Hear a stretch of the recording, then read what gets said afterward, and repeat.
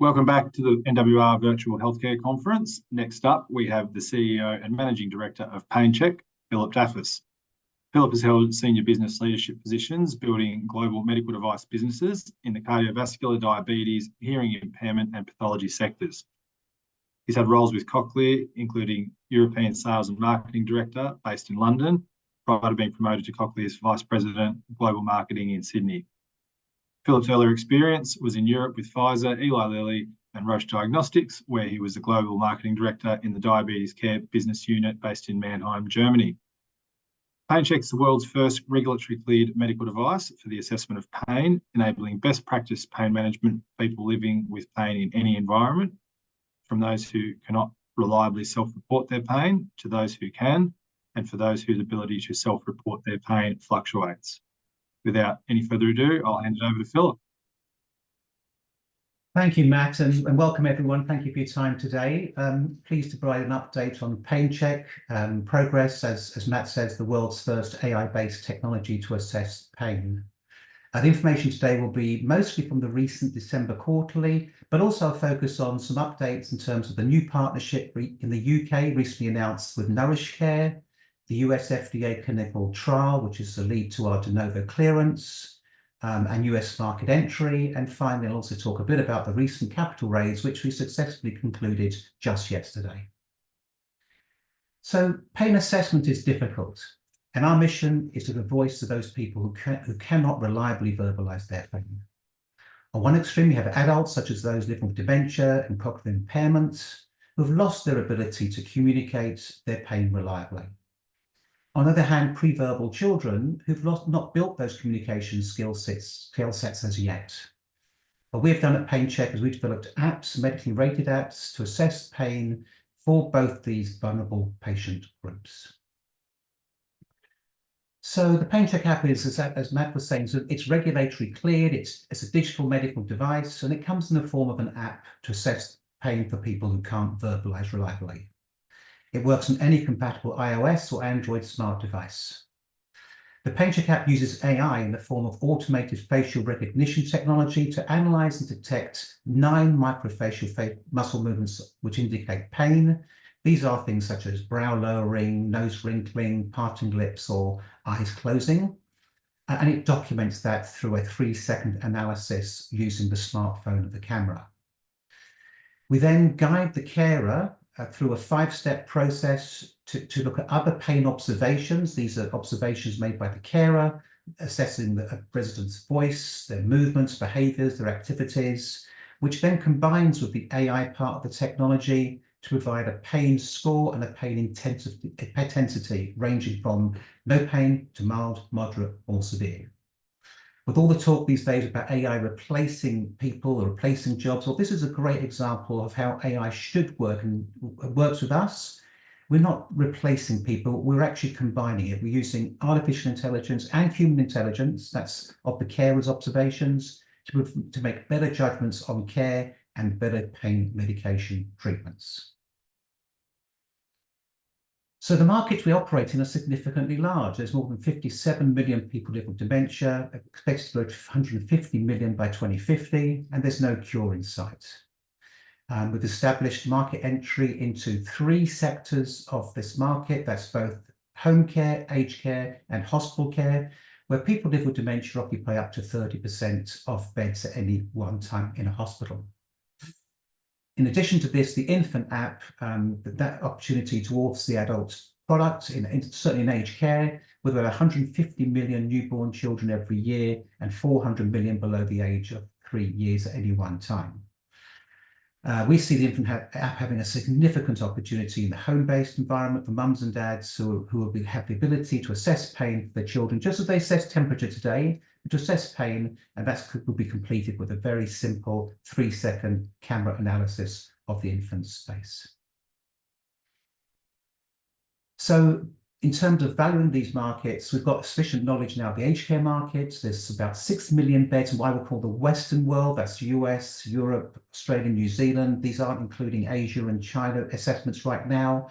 But those 6 million beds equate to around 300 million ARR when fully penetrated. And that's an annual revenue opportunity.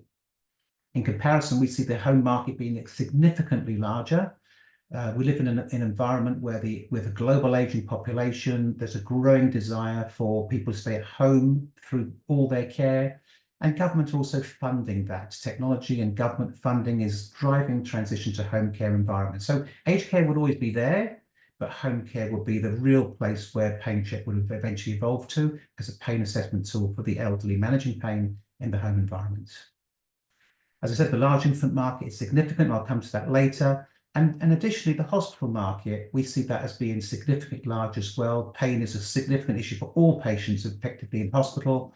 We've already started some work with InterSystems, a company there, and some pilot work in Scotland and Australia. And we see that being a very big growth market opportunity. So just back to sort of recent results, obviously we'll be publishing our March quarterly in the April period very soon, but in terms of the results through to December, which we'll publish on the ASX to date, as you can see, we've got now 85,000 plus contracted licenses, these are annual contracted licenses, with a 3.9 million ARR, annual recurring revenue. The business model is a SaaS business model. We effectively charge around $50 per bed per annum subscription license, and that's for all beds in an aged care facility. So pricing is consistent across all markets, and we're now achieving about a 92% retention rate, which is significantly higher than most SaaS businesses. The losses we do make, they're typically small clients, and that's typically because they haven't either got integration sorted out or they're going through some change themselves. So we always look to come back to them in the future. We're now in touching distance of a real target, the ARR target of close to $5 million, so it's around 100,000 beds. Once we achieve that number, then that basically covers our core operating costs as a business, excluding R&D, corporate and expansion costs, but it just goes to show you the scalability and the potential value of this business. This slide looks at the breakdown between Australia, New Zealand and the UK. And as you can see, there's faster growth now in the UK market, albeit from a smaller base, but a significantly larger market. The UK market is 2.5 times the Australian market in aged care. And with a very strong qualified pipeline across all markets, that's Australia, New Zealand, UK, and our initial sales in Canada. And I'll cover those opportunities and growth in the next slides. The other thing we do store, which is really important as a marker of the utility of the product and the effectiveness, is two things really. One is the use of our product. We store every single pain assessment conducted on our technology back end.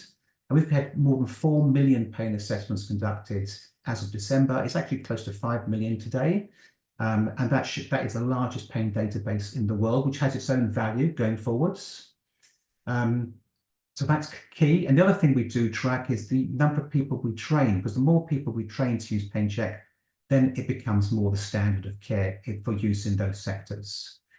Training requires a massive commitment from both sides, and we've got more than 13,000 carers now trained in multiple markets.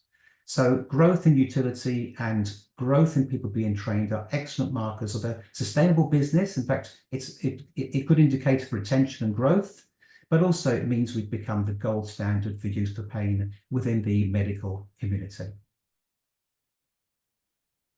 So if we go a bit more detail and look at the Australian progress, we've now got 60,000 aged care beds, around 800 aged care facilities as of December, which is more than 30% of the Australian aged care market. You can see a representation of the presence we have around the country. As I said before, the Australian market in aged care is going fully digital. They're all digitalising their whole processes, and we are the only digital pain assessment regulatory cleared product available. So we're in a nice position as that keeps developing. So of those aged care providers that we have, we've got a lot of the large ones, as you can see there, those 11 clients, they cover more than 25,000 beds. And pleased to say that Bolton Clark, who are the largest aged care provider in Australia, they extended their agreement from us for 3,500 of their beds to 8,000 beds just in the December period. On top of that, we've got a very strong pipeline of new clients in place to continue that growth and fully access the 200,000 bed market. On top of that, we're now starting in home care in Australia. We've got our first clients in home care, and we're also working with clients such as Anglicare and Ozcare to enter both the home care market and the retirement living market with them. Again, that's a transition as more and more clients of theirs want to receive full care in those environments and not necessarily transition across to aged care. Anglicare and Ozcare are strong in aged care, home care, and retirement living. So those partnerships are key for our growth going forwards. If I switch to the UK, we've now got, say, 25,000 beds over 600 aged care homes. And in the UK, the aged care homes are much smaller than Australia. They're average around 40 beds per aged care home. But the UK is also going through a consolidation process. And again, that's where PainChek fits in very well. The government's driving digitalisation and consolidation. And we are, again, the only digital pain assessment regulatory cleared product in the UK as well. So in the past quarter, again, you can see a number of our clients there. In the past quarter, we had 24 agreements, 6,500 beds, 142 homes, and one including that was WeCare, which was 1,400 beds across their whole group. And on top of that, we've also got some very good progress in Scotland in 3 sectors in aged care. We're doing well there. We've got our first hospital client starting in hospital. And also we're looking to expand more broadly into that whole sector through the Scottish regulator and the opportunity to go roll out across 38,000 beds. So one of the things we just announced recently was in the UK was our agreement with Nourish. Nourish UK or Nourish Care UK, one of the largest players in both home care and aged care. We finalised a reseller agreement with Nourish just announced last week. Which basically means Nourish will now be selling our product also across to their 100,000 aged care beds. That's 20% of the UK market. And they cover actually up to 320,000 people in various different care settings, including the home care setting. So really important partnerships. We've been integrated with them for more than 2 years. And now what they're doing is going to their client base and saying, look, PainChek's a great product. It's fully integrated. We can sign up through us. We can switch you on and get you going in an instance because it's fully integrated technology. In fact, it's so strong. Just in the last 2 weeks since we signed the agreement, they've already signed up 2 clients, Renaissance Care of 750 beds and the closest smaller one, 90 beds, which shows the rapidity of what they can do and gives us access now to their 100,000 bed market in the UK, which is 4 times the size of beds we currently have. So partnerships there are really important.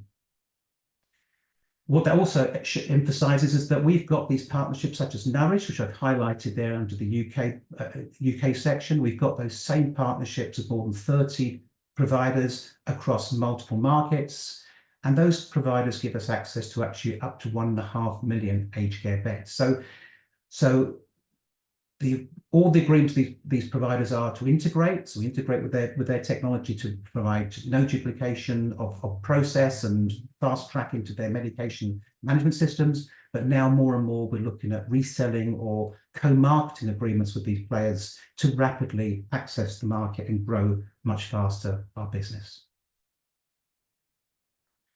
I'm going to now switch to the US. In the US, as you know, we are currently going through our FDA de novo clearance process, and we've also have 3 partnerships in the US with PointClick Care, Ethos Labs, and InterSystems. We are looking to complete the clearance work or the study work by April this year and submit to the FDA and have regulatory clearance so we can actually start selling in the US before the end of 2024. One thing I'm going to do here is give you a quick update in terms of where we are with our FDA Validation Study. This is a study we're doing right now that will drive the FDA clearance. The study's been done in New York and Iowa, 4 sites in Iowa and 1 in New York, and all those sites have been recruited. We have actually recruited and actually tested 55 of the subjects to date. Of those 43 are Caucasian and 12 non-Caucasian, and we're looking for a total of 100 in total, 58 Caucasians and 42 non-Caucasians. The non-Caucasian is important, and that's very much a US FDA requirement. because what they want to see is that we can also show the product works effectively on African Americans, Asians, Hispanics, and people from the Indian subcontinent. So most of the recruitment in Iowa was with Caucasians. The New York group are primarily recruiting non-Caucasians, and that's all going to plan. 55 as of 15th of March, and actually 60 now as of yesterday.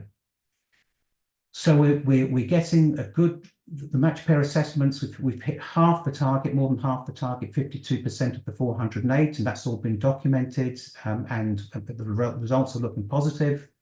And what's really important here is that we look at how well the facial assessment technology works across all different skin types. As you can see at the bottom of the 408 assessments done so far in this study, 407 of the automated facial assessment has worked perfectly. So this really holds in good stead, not just for the US FDA clearance, but also as we enter other markets, such as Asian markets, Japan in the future, because this data will show that the PainChek technology is validated and works across all skin colors and skin types. That's an update from the FDA.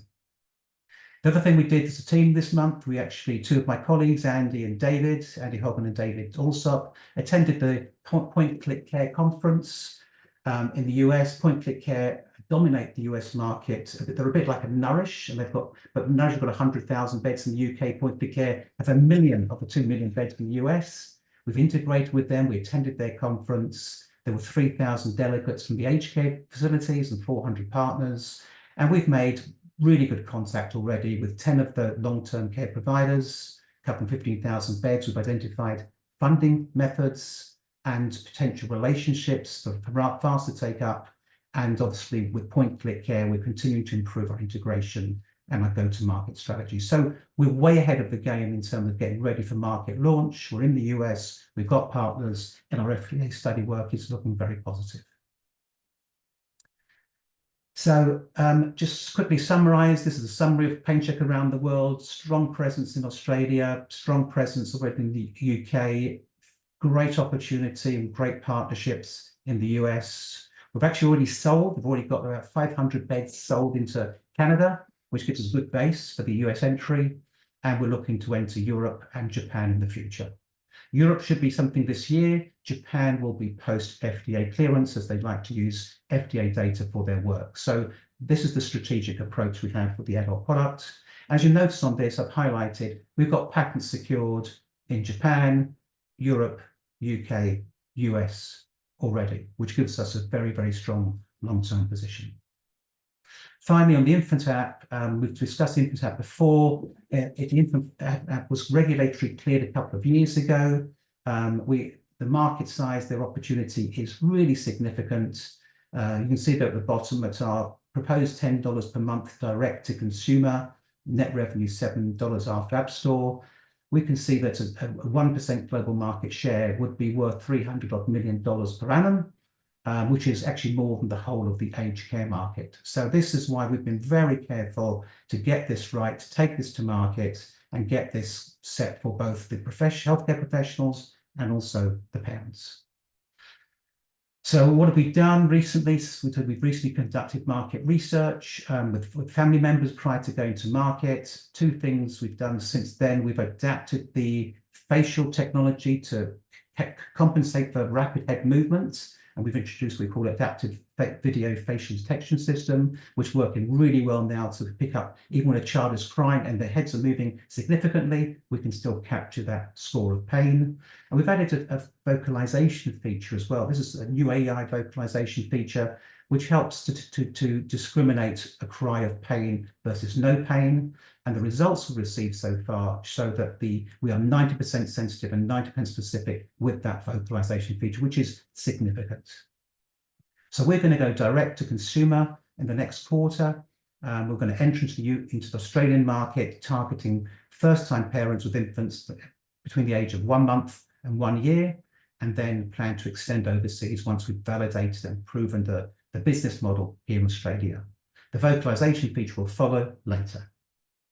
What does that mean? Well, this is how we see things. We want to make infant pain visible and audible. If a family member, a parent or caregiver hears an infant cry, they could use PainChek facial technology to a 3-second analysis and pick up that indication of pain from the facial assessment. But they can also use the vocalization technology in the future. That's a microphone-based technology, a bit like a Shazam model for those who know that product, where you can just listen to the sound and we can help differentiate whether that cry is a cry of pain or a cry of no pain. And if you put the two together, that will be a highly sensitive and highly specific diagnostic tool. Given that information, the parents or caregiver can treat at home accordingly, and of course it could be used by all the families, and of course GPs, doctors, and medical wards in hospitals. So finally, on the corporate summary, market cap of around 42 million to date. I mentioned that we did do a capital raise, which concluded yesterday. Delighted to say we raised $5 million, 2.5 through an SPP and 2.5 through a placement. In fact, we were oversubscribed, but we said we wanted to raise 5 and we've kept it to that. If you combine that money is now all fully received as of yesterday. So thank you to all our shareholders and thank you to our investors. We're also about to receive 1.2 million R&D rebates, and that combined with the existing cash in the bank will take us through 2024 and help us ensure us to deliver on our goals that were outlined in the recent capital raising process. So what are we doing for the rest of this year? There's the 3 key drivers for us. The 3 key business goals are: number 1, achieve US FDA clearance, de novo clearance, and enter the US market, which is the largest market in the world. 2 million aged care beds, 10 times the size of Australia, 4 times the size of the UK, and we're doing that with our US partners. Secondly, while that's happening, we continue to expand our commercial sales and our ARR in aged care, in home care and hospital sectors, focusing on the Australia, New Zealand, UK, Canada, and we're looking for something in mainland Europe as well right now, and using our qualified pipeline and leveraging obviously our 30+ international partnerships. And finally, we're embarked on a direct-to-parent consumer program to the infant app, which will start to show the real value and great opportunity of assessing pain for infants. These 3 goals, we believe, will re-rate the overall business and will deliver significant value to our shareholders. So a quick thank you to my team. In fact, we had a team meeting yesterday, the management team, that we've all been together for at least 5 years now as a group. So we've got significant presence and a great capability across here and across international markets. And a thank you to our board. Again, they've all been present since day one. Cynthia Payne joined us about 2 years ago now, and that's great value to our company business. On that note, I'll just pass it back to Matt for any questions. Thank you very much, Philip. As you alluded to, if anyone in the audience does have a question, please feel free to type it in using the Q&A panel within Zoom. We've got about 5 minutes. We'll get through as much as we can.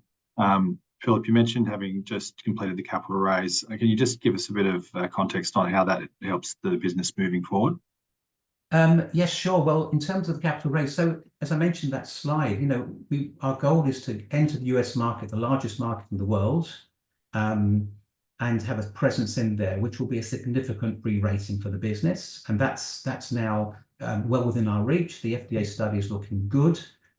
We've got partners in place, and we've already engaged with people. So the fact that this capital takes us right through 2024 onwards actually gives us, that breathing space to get that work done and therefore re-rate the business. So that's critical. And second, of course, it means, we are increasing our revenues all the time. So increasing our revenues with that capital means we can actually expand our business in Australia, New Zealand, UK, and increase the revenues as well. So increasing revenue, increasing ARR, getting to the US and getting the kids app out there, I think are all re-raters. And that's what this capital we've raised takes us through to get us to achieve.